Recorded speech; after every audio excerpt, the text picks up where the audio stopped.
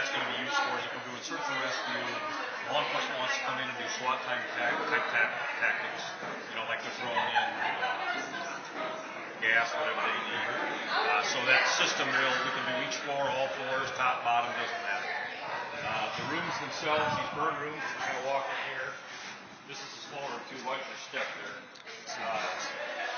Basically, they're all lined, they're insulated. These will handle about 1,800 degrees. We will, as you notice, there's different monitors in here. There's 3 different monitors, 2 on the ceiling, 1 on the wall. Same as downstairs. So we can monitor from the outside. There's a system that we can watch and see how hot it's getting.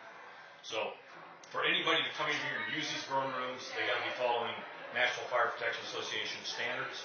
They'll have to be trained, have their safety personnel will have to be trained. Otherwise, they won't be able to come in here and burn. We do have staff also that can come out and do that with them. But safety is number 1 here. We're not going to bring people in and get them injured. So this room to replace, they say, is about $50,000. Should last us about 15 years if we do it right. And that's why we're going to be very, very good about keeping it around 1,200, 1,250 degrees so we're not destroying it. About 1,800 degrees, this can start to liquefy. Hey, Chief, who besides the Mason City Fire Department, and I would assume Clear Lake Fire Department, would be using the training facility out here? Everybody, well, actually, any responder in the state could. It's meant for the NIACC region. There were 13 community colleges that received money. Fantastic. So that money, that's for anybody in the North Iowa area, first responders can come out. The hopes eventually is to develop this entire area.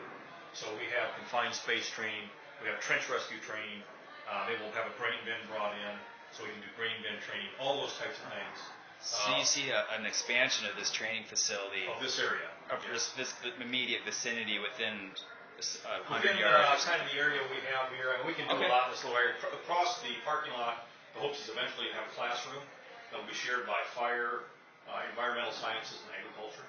Are there additional funds on hand for that? Not at the moment, no. We spent pretty much the $511,000 to get this built, prep the land, take care of the road coming in. So that's kind of what the money went to first. So state money, correct? All yes, state it's money. all $511,000 is state money. Yes. Great. So the facility in here, we can also do confined space in this building. We have some cutouts. If you go look on the outside, or if we go up in the attic, there's some cutout portions. And what we'll do is we'll simulate roof cutouts so we can put people on the roof, and they can use saws, whatever they would do at a house fire to ventilate, to be able to go up and cut out. And then we'll just have pieces of plywood with shingles that we'll throw back on there so they have another roof to work with. Chief, will your team be out here a lot using this then, or in conjunction with what they already have on the campus in the middle of town there? Yes, the one we have in Mason City behind the station is more for high angle stuff. Okay. Window entry, those types of things. We can't burn it. Right. So this will really give us a nice controlled, confined spaces where we can train our people. Fires are down. You just got to realize that. And so getting our people training in an environment where we can control it is essential. We have people that have been with us for 4 or 5 years and haven't seen a fire because we don't have that many. Or they didn't hit the shift. You guys have been busy lately, though, right? We've been very busy. Busy lately. Yes. Unfortunately.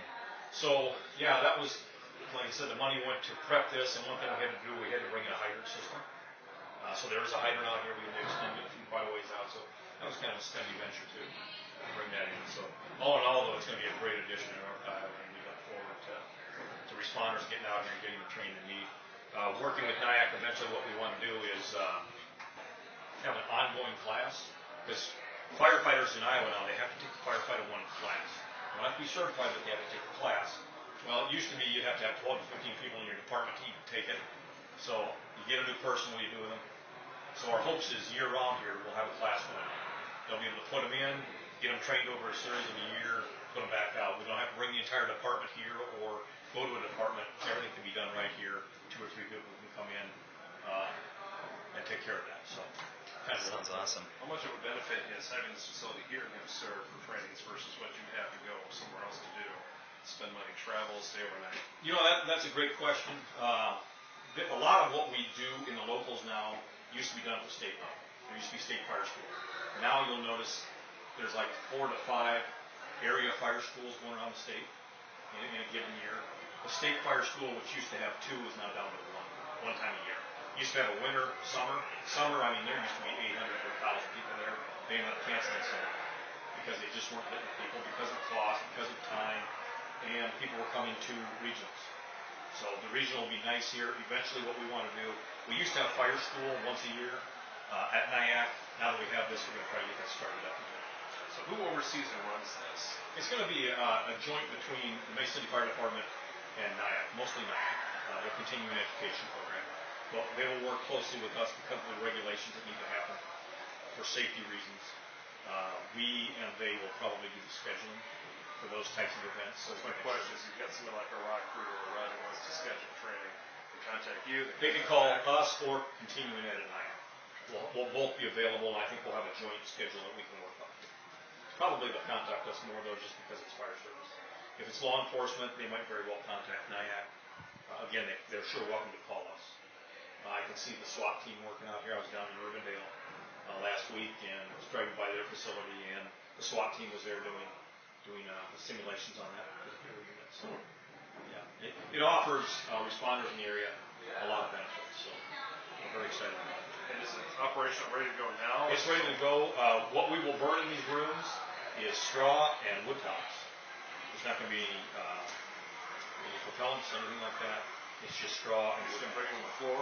Well, we're getting some burn trays made, so which will be able to adjust for height for like a bed fire or a counter fire, so we can simulate a kitchen. Eventually, in this whole building, we will have more separations put in that we can move around, so we can make different rooms, configure different rooms, probably have some furniture in here. Other questions?